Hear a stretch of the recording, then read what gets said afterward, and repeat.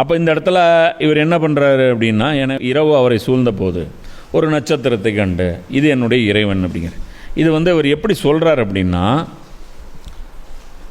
பப்ளிக்கிட்ட சொல்லலை. பப்ளிக்கு அந்த இடத்துல வழிபாடு நடத்திட்டு இருக்கிறாங்க. இவர் நேராக வர்றாரு, அந்த நட்சத்திரத்தை பார்க்குறாரு, இவங்க செய்கிறது எல்லாத்தையும் பார்க்குறாரு. பார்த்துட்டு ஓ இதுதான் இறைவன், இதுதான் சிலையை வச்சுருக்காங்க, கரெக்டாக வந்துருச்சு. சில நட்சத்திரங்கள் பல நாளுக்கு ஒரு வாட்டிலாம் வரும். சில நட்சத்திரங்கள் டெய்லி வராது, ஏதோ ஒரு நாள் தான் அந்த பெருசாக பிரைட்டாக தெரியும், பூமிக்கு கிட்ட வரும். அப்போ அந்த டைமில் இவங்க ஏதோ வழிபாடு அந்த டைமில் பண்ணியிருக்காங்க. அப்போ அந்த நட்சத்திரத்தை அந்த பர்டிகுலர் நாளில் அவங்க போய் பார்த்துட்டு அது சொல்கிறாங்க, ஓகே கரெக்டாக வந்துருச்சு. இவங்க சொல்லிட்டு இருந்தாங்க கரெக்டாக இந்த மாதத்தில் இந்த நாளில் இங்கே நட்சத்திரம் உதிக்கும்னாங்க, உதிச்சிருச்சு.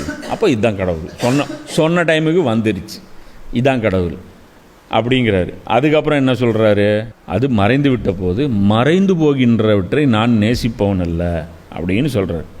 அப்போ அவர் என்ன சொல்கிறாரு, கடவுள்னால் இந்த மாதிரி பார்ட் டைமில் இருக்கக்கூடாது. கடவுள் எனி டைம் டியூட்டியில் இருக்கணும்.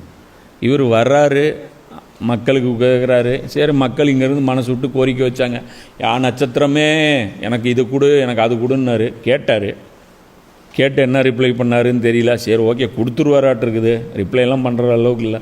நீ கேட்டதுக்குள்ளே ஏதோ ஒன்று கிடச்சிரும், அது பார்க்குறாரு. அப்போ அது அவர் சொல்கிறாரு, இல்லை இது மறையுது.